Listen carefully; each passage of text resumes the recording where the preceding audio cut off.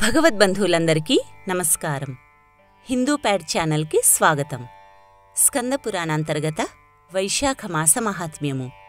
వైశాఖమాస మహాత్మ్యములోని 29వ అధ్యాయము శుని మోక్షప్రాప్తి.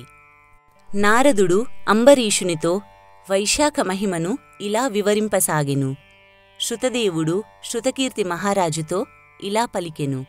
మహారాజా, అన్ని తిథులలో వైశాఖమాసమున శుక్లపక్షమున వచ్చే ద్వాదశీ తిథి సర్వపాపములను పోగొట్టును. ఇట్టి ద్వాదశి నాడు శ్రీహరిని సేవింపనిచో దానములు, తపములు, ఉపవాసములు, వ్రతములు, యాగములు, చెరువు మున్నగు వానిని త్రవ్వించుట అన్నియూ వ్యర్థములే. ఈనాడు ప్రాతఃకాల స్నానము చేసినచో గ్రహణకాలమున గంగాతీరమున 1000 గోవులను ఇచ్చిన పుణ్యము వచ్చును. ఈనాడు చేసిన అన్నదానము వలన విశిష్ట ఫలము కలుగును.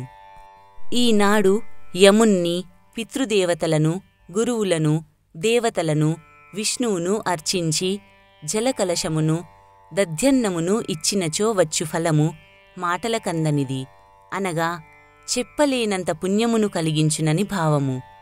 ఈనాడు సాలగ్రామదానము, శ్రీహరిని పాలతో అభిషేకించుట, పంచామృతముతో అభిషేకించుట, పానకమును ఇచ్చుట, దోసపండ్ల రసమును, చెరుకుగడను, మామిడి పండును, ద్రాక్షాఫలమును దానము చేయుట ప్రశస్తము, సర్వోత్తమ ఫలదాయకము. ఇట్టి ద్వాదశీ మహిమను వెల్లడించే కథను వినుము. పూర్వము కాశ్మీర దేశమున దేవవ్రతుడు అనే బ్రాహ్మణుడు కలడు. అతనికి మాలిని అనే అందమైన కుమార్తె కలదు. అతడు ఆమెను సత్యశీలుడు అని అతనికిచ్చి వివాహము చేసెను. సత్యశీలుడు తన భార్యయగు మాలినిని తన దేశమునకు తీసుకుని వెళ్ళెను. అతడు మంచివాడే అయినను అతనికి ఆమె అంటే పడదు, ఆమెకు కూడా అతడంటే పడదు. ఈ విధంగా వారి దాంపత్యము పరస్పరానుకూలత లేకుండా ఉండెను. మాలిని భర్తను వశీకరణ చేసుకునే ఉపాయములను చెప్పండని భర్తృపరిత్యక్తలగు స్త్రీలను అడిగెను. అప్పుడు వారు, మేము మా భర్తలకు చేసిన దానిని చెప్పినట్లు చెయ్యుము, మాకు కలిగినట్లే నీకు కూడా ఫలితము కలుగునని మందు మాకులను వశీకరణకై ఇచ్చు యోగిని వివరములను ఆమెకు చెప్పారు. మాలిని వారు చెప్పినట్లు ఆ యోగిని వద్దకు వెళ్ళి ధనమును ఇచ్చి తన భర్త తనకు వశమగునట్లు చెయ్యుమని అడిగెను.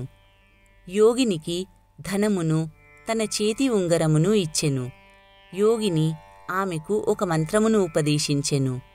అన్ని ప్రాణులు స్వాధీనమయ్యేడి చూర్ణమును ఇచ్చుచున్నాను, దీనిని నీ భర్తచే తినిపించుము. ఈ యంత్రమును నీవు ధరింపుము, ఇందువలన నీ భర్త చెప్పినట్లు వినును అని చూర్ణమును మరియు యంత్రమును ఇచ్చెను. మాలిని సంతోషముతో ఇంటికి వచ్చెను. యోగిని చెప్పిన మంత్రమును అనుష్ఠించెను. చూర్ణమును భర్తచే తినిపించెను.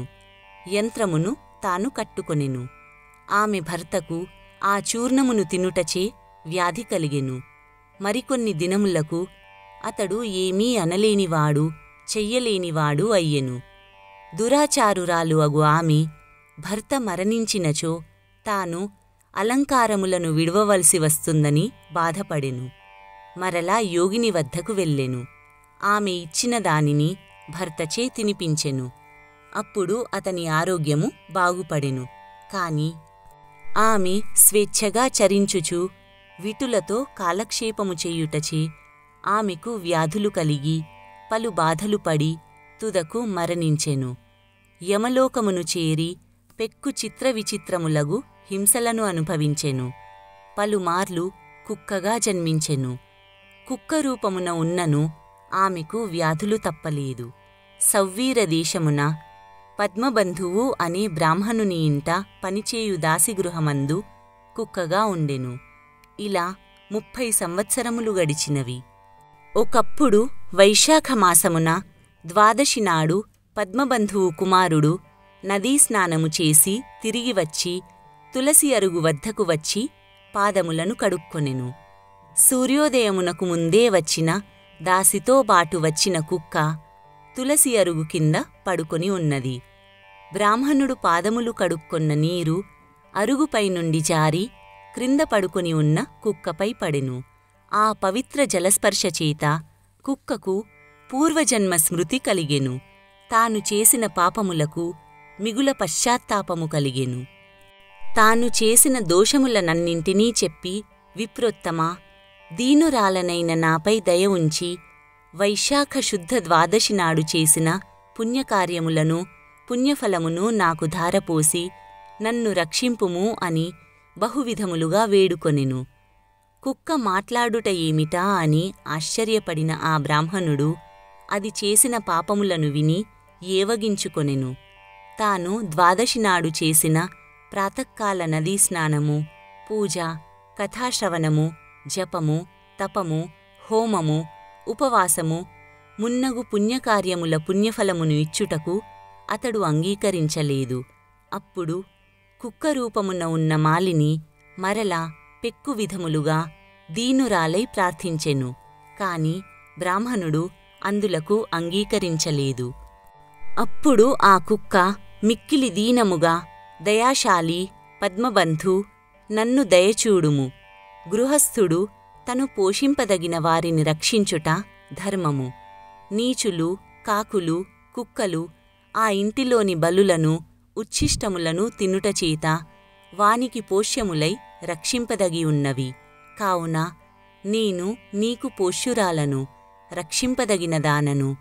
జగత్కర్తయగు యజమానియగు విష్ణువునకు మనము పోష్యులమై రక్షింపదగిన వారమైనట్లుగా నేను కూడా నీచే రక్షింపబడదగిన దానిని అని బహువిధములుగా ప్రార్థించెను.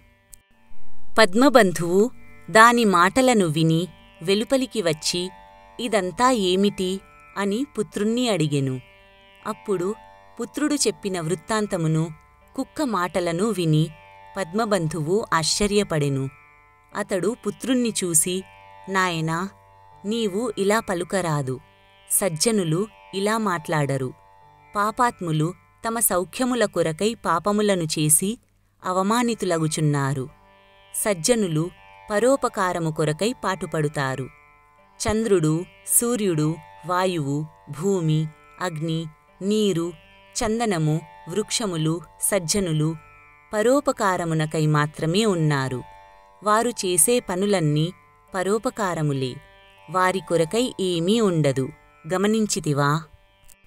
రాక్షస సంహారమునకై దధీచి దేవతలకు దయతో తన వెన్నెముకను దానము చేసెను. పావురమును రక్షించుటకై శిబిచక్రవర్తి ఆకలిగల డేగకు తన మాంసమును ఇచ్చెను. జీముతవాహనుడు అనే రాజు సర్పరక్షణకై తనను తాను గరుడునకు అర్పించుకొనెను. కావున భూసురుడు అనగా భూమిపై నున్న దేవత బ్రాహ్మణుడు దయావంతుడై ఉండవలెను. మనస్సు పరిశుద్ధముగా ఉన్నప్పుడు దైవము శుభములను వర్షించును. మనశ్శుద్ధి లేనిచో దైవము వర్షింపదు. చంద్రుడు ఉత్తమాది భేదము లేకుండా వెన్నెలను అంతటా ప్రసరింపచేయుచున్నాడు కదా. కావున నేను దీనురాలై అడుగుచున్న ఈ కుక్కను నా పుణ్యకార్యముల ఫలములను ఇచ్చి ఉద్ధరిస్తాను అని పలికెను. ఇలా పలికి ద్వాదశి నాడు తాను చేసిన పుణ్యకార్యముల ఫలమును కుక్కకు ధారపోసి, నీవు పాపములు లేని దానవై శ్రీహరి లోకమునకు పొమ్ము అని పలికెను. అతడు ఇలా పలుకుచుండగానే ఆ కుక్క తన కుక్కరూపమును విడిచి దివ్యాభరణ భూషితురాలైన సుందరిగా నిలిచెను. బ్రాహ్మణునకు నమస్కరించి కృతజ్ఞతను తెలిపి తన కాంతితో దిక్కులను ప్రకాశింపచేయుచూ దివ్య విమానమును ఎక్కి వెళ్ళెను. స్వర్గమున పెక్కు భోగములను అనుభవించి భూలోకమున నరనారాయణ స్వరూపుడగు దైవము నుండి పుట్టి ఊర్వశిగా ప్రసిద్ధి పొందెను. యోగులు మాత్రమే పొందునట్టి, అగ్నివలే ప్రకాశించునట్టి, సర్వోత్తమమగునట్టి, ఎట్టివారికైనా మోహమును కలిగించునట్టి పరమార్థ స్వరూపమగు సౌందర్యమును పొందెను. త్రిలోకసుందరిగా ప్రసిద్ధి చెందెను. పద్మబంధువు ఆ ద్వాదశీ తిథిని పుణ్యములను వృద్ధి చెందించే విష్ణుప్రీతికరమైన పుణ్యతిథిగా లోకములలో ప్రసిద్ధి నొందించెను. ఆ ద్వాదశీ తిథి కొన్ని కోట్ల సూర్య చంద్రగ్రహణముల కంటే సమస్త యజ్ఞయాగాదుల కంటే అధికమైన పుణ్యరూపము కలదై త్రిలోక ప్రసిద్ధమయ్యెను అని శృతదేవుడు శృతకీర్తికి వైశాఖ శుద్ధ ద్వాదశీ మహిమను వివరించెనని నారదుడు అంబరీషునకు వైశాఖ మహిమను వివరించుచు చెప్పెను.